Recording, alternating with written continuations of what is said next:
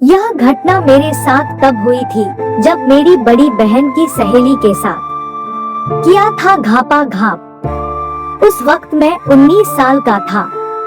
तब मैं दुबला पतला ही था और ज्यादा किसी से बातचीत नहीं करता था। अपने क्लास में सबसे छोटा और भोला था।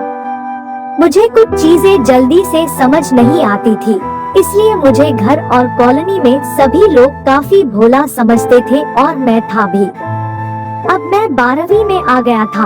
मेरी बड़ी बहन भी बड़ी क्लास में थी, लेकिन 12वीं तक पहुँचते पहुँचते मुझे सेक्स के बारे काफी जानकारी और रुचि हो गई थी। मेरी कॉलोनी में ही मेरी बड़ी बहन की एक क्लासमेट रहा करती थी जिसका नाम प्रियंका था। प्रियंका और दीदी एक साथ ही कॉलेज आना जाना करते थे और कभी कभी पढ़ाई करने मेरे घर भी आते थे, इसलिए मैं उनसे घुल मिल कर ही बात करता था। प्रियंका की उम्र कुछ 20 की रही होगी, लेकिन उसका बदन बहुत बड़ा और शानदार था। प्रियंका से अच्छी पहचान के वजह से कई बार मैं उसके घर भी जाया करता था और वो भी मुझे छोटा भाई कहकर अपने घर बुलाती थी। हुआ यूं कि उस दिन प्रियंका घर में अकेली थी और काफी बोर हो रही थी। मैं भी स्कूल से आते हुए उसे दिखा तो उसने मुझे आवाज लगाकर घर बुला लिया।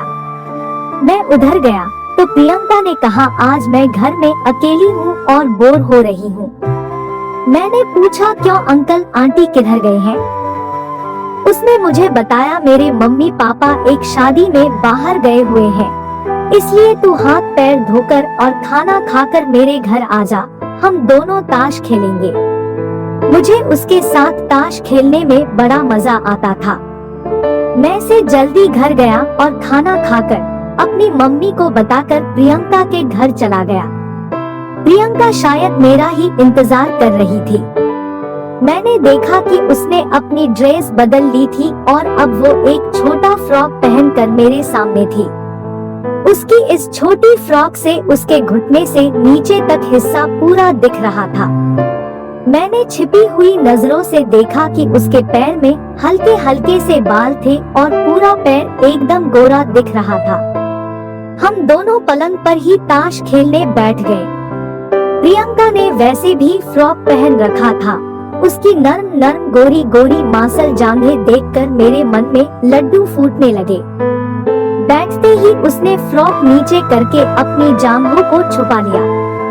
उसके ऐसे करने से मेरे मन ताश से उठकर प्रियंका पे जाने लगा, तो मेरा मन बहुत व्याकुल हो रहा था। खैर, हम लोग ताश खेलने में मन लगाने लगे। ताश खेलते खेलते हम लोग एक दूसरे से हंसी मजाक भी कर रहे थे। तभी उसने कहा, यार बैठे बैठे तो मैं अकड़ सी गई हूँ। यह कहकर उसने तकिए का सहारा लिया और एक साइड पर बैठी सी हो गई। उसकी यह सब देखते ही में हलचल होने लगी। अब मेरी हालत पतली होने लगी। मेरा मन ताश खेलने के बजाय उसकी ऊपर टिक गई। प्रियंका ने ज्यादा हलचल तो नहीं की। अब मुझसे बर्दाश्त नहीं हो रहा था। वापस मैं अपने घर चला गया। 2 दिन बाद प्रियंका मेरे घर आई और बोलने लगी कि आज भी वो अकेली है, तो ताश खेलने के लिए आ जा। कुछ देर ताश खेलने के बाद वो फिर से पलंग के एक बाजू में तकिया लेकर बैठ गई और बोली कि मेरी तो आज कमर और ज्यादा दर्द कर रही है। अब मेरा बिल्कुल भी मन ताश खेलने का नहीं कर रहा था। मेरा पूरा ध्यान उसकी ऊपर था। थोड़ी देर बाद वो बोली कि अब मेरा ताश खेलने का मन नहीं कर रहा, कुछ और खेल खेलते हैं। मैंने भी हामी भर दी। फिर उसने कहा, यार मेरी कमर में आज भी बहुत दर्द हो रहा है। मैंने भी उसको बोल दिया, लाओ मैं अच्छे से तेल लगाकर मालिश कर देता हूँ। मेरी बात पर वो झट से राजी हो गई और तेल लेने किचन में चली गई।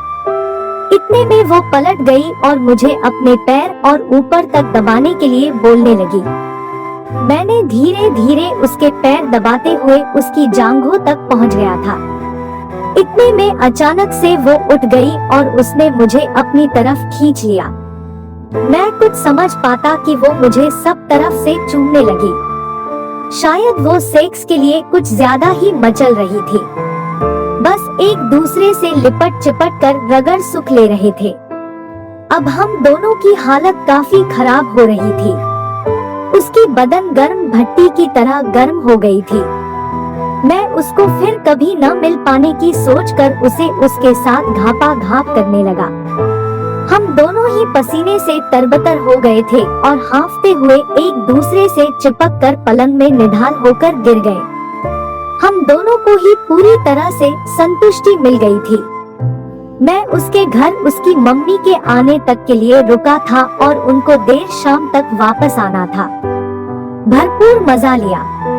प्रियंका ने भी आज एक भी मौके को छोड़ना नहीं चाहती थी। उसके बाद उसकी जल्द ही शादी हो गई। आज भी वह सब यादें मुझे याद आती है।